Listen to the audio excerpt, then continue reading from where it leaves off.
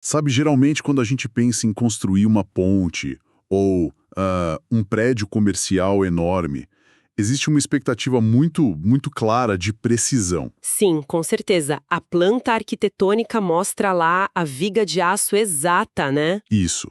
O cálculo de distribuição de peso é milimétrico e o engenheiro só aponta para o papel e diz com toda a certeza do mundo, tipo, é assim que a estrutura se mantém de pé. Exato. É algo super binário, sabe? A matemática crua aplicada à física. Ou suporta o peso ou não suporta. É limpo, é observável e totalmente inquestionável. E, vamos ser bem sinceros, isso é muito reconfortante.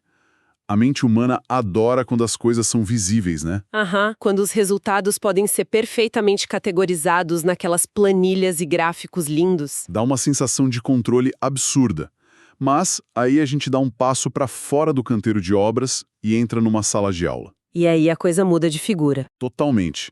De repente, essa precisão toda de engenharia encontra um terreno muito mais caótico, A gente está olhando para a mente humana, né, em pleno processo de aprendizado. absorvendo cultura, lidando com 1 milhão de emoções, o que é um cenário bastante nebuloso. Com certeza. Como é que se mede, com exatidão de engenharia, algo tão invisível quanto o aprender? Nossa, essa é a definição absoluta de águas profundas e misteriosas. E a tentativa histórica de colocar uma régua exata nisso é fascinante. De criar um método quase fabril para medir essa mente em desenvolvimento. Sim, é uma das histórias mais incríveis da educação moderna. E é exatamente por isso que a nossa imersão de hoje tem esse tom de investigação histórica e pedagógica. Uma investigação necessária, eu diria. Muito. E a pauta que nos guia hoje vem de uma proposta muito especial do Alexandro. Que legal. Sim, ele é aluno do curso de licenciatura em matemática do CEDERJ, com a supervisão da Universidade Federal Fluminense, a UF. Uma excelente iniciativa trazer esse debate para cá. O Alex mandou super bem. Mandou mesmo. O nosso convite hoje, para quem nos ouve, é acompanhar a trajetória do Alex nesse semestre. Ele está mergulhando fundo na disciplina Prática de Ensino 3, né? Sobre métodos e técnicas de avaliações. Isso mesmo. E o nosso mapa do tesouro nesta conversa é a fonte intitulada aula09.pdf. O material excelente escrito pela professora Heloísa da Silva Gomes de Oliveira. Exato. E o grande mistério que vamos desvendar hoje, de forma bem animada, gira em torno de um conceito poderoso, a famosa avaliação com referência a objetivos. E olha, o que torna esse documento tão rico é que ele não descreve apenas um método de dar notas. Não é só um manual prático, né? De jeito nenhum.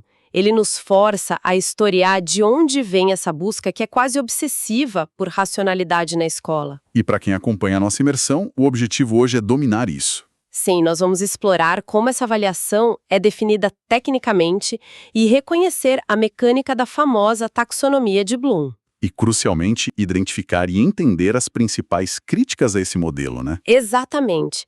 Críticas que surgiram ao tentar transformar a sala de aula numa espécie de linha de produção. Certo. Vamos desempacotar isso. Porque, para entender o fascínio por essa avaliação por objetivos, a gente precisa voltar um pouco no tempo. Sim, o contexto é tudo. Não dá para olhar para um método de ensino sem olhar para o que a sociedade exigia da escola naquela época. Impossível separar as duas coisas. Quando exatamente essa ideia de medir o aluno como quem mede uma peça de engenharia ganhou força por aqui no Brasil? E não foi um movimento isolado da pedagogia, sabe? O que estava acontecendo no Brasil naquela época? Muita mudança industrial, eu imagino. Perfeito. O país passava por uma imensa reordenação do seu processo produtivo. Era a era da rápida industrialização. A criação de grandes fábricas, aquela promessa de modernidade. E de eficiência técnica extrema. Ou seja, a economia precisava de um tipo muito específico de trabalhador, né? Sim, não dava mais para o ensino ser apenas uma troca filosófica livre se as fábricas precisavam de técnicos. Técnicos que seguissem manuais à risca, sem questionar muito a vírgula. Precisamente. Segundo o autor Saviani, que é citado na nossa fonte em uma obra de 1988, a educação não ficou imune a essa febre. Então a sala de aula tentou imitar uma linha de montagem de fábrica. É bem por aí. Buscou-se a objetivação do trabalho pedagógico. A educação foi invadida por pressupostos de neutralidade científica A ideia de que a escola devia operar sobre princípios de racionalidade, eficiência e produtividade. Isso mesmo. É a consolidação do que a gente chama de pedagogia tecnicista. Tecnicista. Faz todo sentido o nome. E a avaliação, na perspectiva de teóricos como Tyler, passou a ter um fim muito claro. Determinar com dados frios se os objetivos foram alcançados, né? Exato. Medir em que medida aqueles objetivos educacionais foram atingidos. Isso me faz pensar numa linha de montagem mesmo. Entra a matéria-prima, passa por processos controlados e no fim a gente mede o produto. E ver se saiu dentro dos conformes. Mas a fonte menciona uma outra influência gigantesca nessa época, que vai até além das fábricas. Algo um pouco mais bélico. Sim. E esse é um dos detalhes mais reveladores do texto. Eu fiquei impressionado com essa parte. O autor Pockstar, em 1982, aponta que a pedagogia foi impregnada por metáforas do jargão militar. Jargão militar? Como assim? Pense no contexto global da época. O mundo estava processando as táticas da Segunda Guerra Mundial. E vivendo as tensões da Guerra da Coreia, Guerra Fria. Exato. Então o léxico educacional foi inundado por termos militares. Palavras como alvos, atingir objetivos, estratégias de operação. E operacionalização. A linguagem escolar adotou essa necessidade de precisão tática e comando. Então o vocabulário das trincheiras foi parar na sala dos professores ou até num campo de operações militares. Literalmente. Mas como isso afetava o dia a dia do professor na prática, nos anos 60 e 70? Porque na teoria falar em atingir alvos parece ótimo. Mas e a vida de quem estava ali na frente do quadro negro? Virou um exercício de vigilância extrema, especialmente com as palavras que o professor usava. A avaliação deixou o bom senso de lado e tentou virar uma ciência exata. Exatamente. Formular o objetivo de uma aula virou uma tarefa de microscópio. Nossa. Se um professor escrevesse no plano de aula que o objetivo era fazer o aluno apreciar a poesia ou discutir um evento histórico, Ele seria repreendido. duramente repreendido pelos supervisores. Repreendido por querer que os alunos discutam, mas a discussão é a base de uma boa aula de história. Pois é. Mas para a mente tecnicista, verbos amplos como discutir, apreciar ou compreender eram vistos como ruído. Eram vagos demais para eles. O supervisor diria: como eu meço a apreciação? Como eu quantifico uma discussão? Entendi. A comunicação precisava ser blindada contra interpretações. O professor era obrigado a trocar esses verbos amplos por ações estritamente observáveis e restritas. Em vez de compreender o texto, o objetivo tinha que ser, definir o conceito, resumir. Isso, listar 3 causas, sublinhar a ideia principal. A prova precisava ser um indicador livre de distorções. Entendi. A ideia era não deixar margem para a subjetividade do professor na hora de dar a nota. Se o verbo era listar 3 causas e o aluno listou 2, a nota é objetiva e incontestável. Só que, caramba, pensar em centenas de verbos perfeitamente calibrados para cada tipo de aprendizado deve ser exaustivo. É um trabalho colossal. Ninguém tira um mapeamento cognitivo inteiro da própria cabeça. Eles deviam precisar de um manual de instruções bem robusto para isso. E foi exatamente o que aconteceu. Havia uma demanda urgente por sistematização. E aí surge a nossa estrela do dia. Sim, no rastro do pós-guerra, ali em 1948, um grupo de educadores começou um projeto. E esse projeto foi concluído por volta de 1956, certo? Exato. E no Brasil chegou como uma revolução metodológica em 1972. Estamos falando do projeto da equipe do Benjamin Bloom, a famosa taxonomia de Bloom. Ela mesma. A meta da equipe do Bloom era classificar os objetivos educacionais e padronizar a linguagem. E pedagogicamente isso causou um terremoto, né? Mudou tudo. Tradicionalmente, a escola vivia uma relação dual. O professor de um lado transmitindo e o aluno do outro recebendo. Isso. Aí o Bloom instaura uma relação triangular. Professor, objetivos e aluno. Então, o que tudo isso significa na prática? Os objetivos viraram a grande âncora, independente do processo educacional. Deixa eu ver se consigo visualizar essa relação triangular.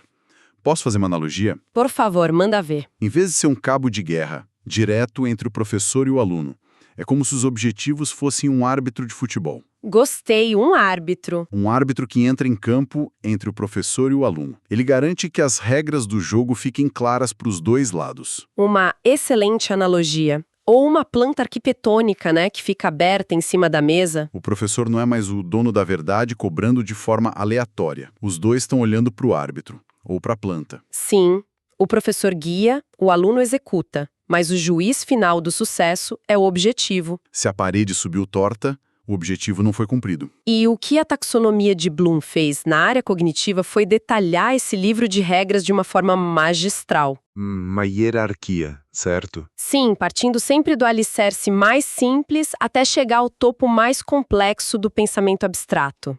Então, como é que funciona exatamente esse livro de regras da mente segundo Bloom? O sistema opera em 6 grandes categorias hierárquicas. A gente pode chamar de a escada do conhecimento. Vamos subir essa escada, então. Qual é o primeiro degrau? A primeira etapa é o conhecimento. E aqui tem um sentido bem restrito, viu? Restrito como? Refere-se estritamente à evocação e à memória.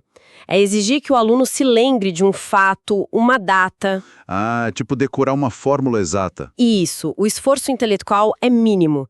Trata-se só de recuperar a informação. Como decorar a capital de um país. Mas só ter boa memória não significa que a pessoa entende do assunto, né? De jeito nenhum. Por isso temos o segundo nível, que é a compreensão. E seria o quê? O nível mais elementar de entendimento real. Exatamente.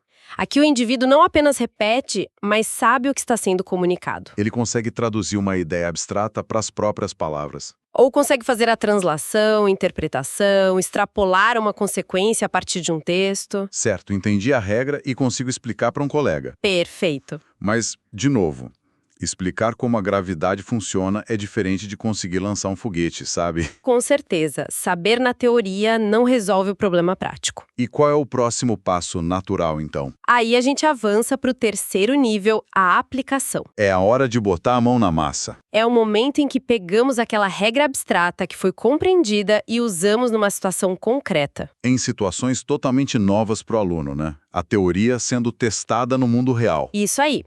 Mas e se esse mundo real for muito complexo? É porque aplicar uma regra num problema isolado é fácil. Mas a vida real é cheia de variáveis misturadas. E aí que a exigência cognitiva dá um salto para o quarto nível, a análise. Análise. Desdobrar a informação. Isso. O aluno precisa desdobrar a informação em suas partes, identificar elementos, perceber relações e os princípios que organizam tudo. É literalmente desmontar o motor de um carro para ver como cada engrenagem afeta a outra. Adorei a imagem, é bem isso. Bom, se o nível 4 é desmontar as peças, eu imagino que o nível 5 seja o oposto. Você adivinhou. É a síntese. Juntar as peças e criar algo novo. A mente agora remonta os elementos, mas combinando de uma forma que produza um todo inédito. Pode ser formular um plano de operações ou cruzar disciplinas diferentes. Exato. E aí falta o último nível, o topo da nossa pirâmide. O telhado da nossa construção. Aqui é que a coisa fica realmente interessante. O que falta? Falta a avaliação, o estágio supremo do domínio cognitivo. Avaliação. Tipo dar uma nota para algo? Mais profundo que isso. É a capacidade de fazer julgamentos de valor quantitativos e qualitativos baseados em evidências. Julgar com base em critérios externos ou internos bem definidos. O aluno toma uma decisão altamente fundamentada sobre ideias, materiais ou métodos. E não dá para fazer o telhado da avaliação sem antes ter o alicerce sólido do conhecimento e compreensão, né? De forma alguma. A taxonomia é hierárquica por isso. A fundação sustenta tudo. Cara, para a gente amarrar isso de um jeito inesquecível, vamos trazer para o campo de estudo do Alexandro. Vamos lá, falar de matemática. Sim, vamos colocar a taxonomia de Bloom para rodar na prática. Imagina o seguinte cenário realista e lúdico. Uma aula de geometria. O assunto central é trigonometria, mais especificamente o Teorema de Pitágoras. Perfeito. Vamos desenhar o caminho intelectual do aluno por estas 6 fases. No nível 1, o conhecimento, o objetivo é direto.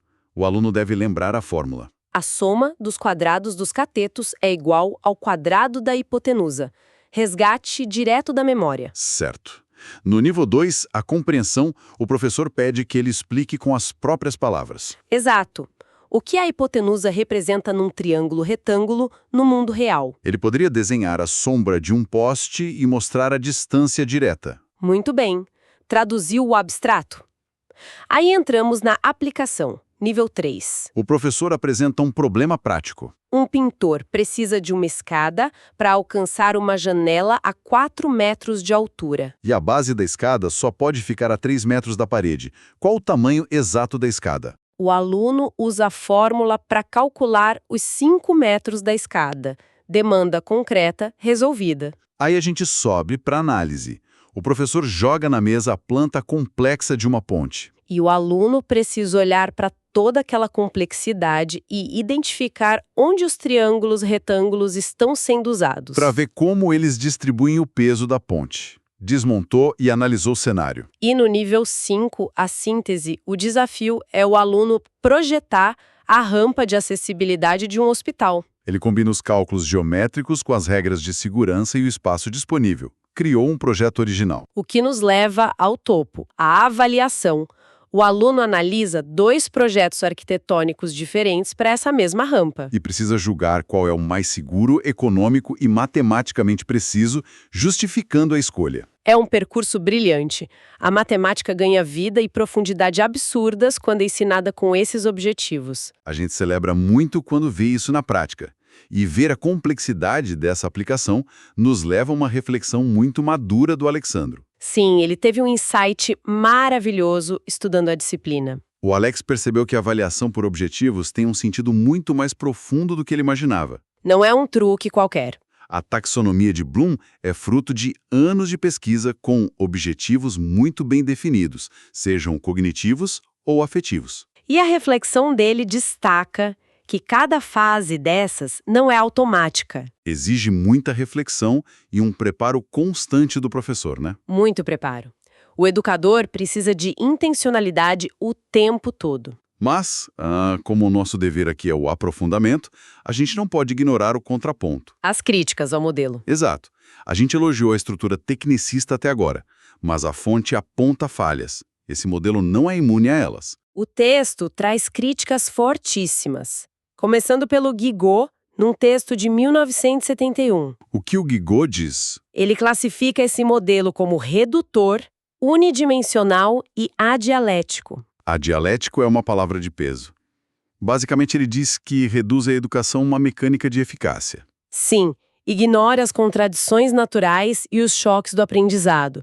Fica unidimensional. Se transformarmos a sala de aula numa mecânica assim, não corremos o risco de perder a humanidade do erro, que é fundamental para aprender. Essa é a grande questão. E o Gillett, em 1986, lança outra crítica cirúrgica sobre a invasão do imaginário empresarial. A avaliação vira um balanço contábil. Isso. E com esse balanço se exclui totalmente a subjetividade dos alunos e dos professores. É ignorar que ali tem seres vivos, né? A fonte até cita o Gamma Ruin para falar da realidade da sala de aula. Sim, porque professores não são robôs aplicadores de provas. Eles pensam, adaptam, e os alunos muito menos são sujeitos passivos. O Gama aponta que os alunos têm autonomia. Eles rejeitam valores impostos e criam seus próprios códigos. A sala de aula é orgânica, né? Muito orgânica. E o modelo tecnicista falha ao tentar higienizar isso. Nossa, percorremos um caminho longo e fascinante hoje. Com certeza. Da indústria aos quartéis até a mente do Bloom. Cumprimos a meta principal do nosso documento de hoje. Serviu para apresentar de corpo e alma a avaliação com referência a objetivos. E o saldo que fica é de maturidade, né? Entender profundamente as avaliações com suas qualidades e falhas. Isso é o grande segredo para o fim do divórcio histórico entre o ensino e a avaliação. Quando bem compreendidos, os dois se unem para viverem felizes para sempre em prol do aluno. E eu quero mudar um pouco o tom aqui para o nosso encerramento. Falar diretamente para o coração de quem educa, com palavras que são fundamentais.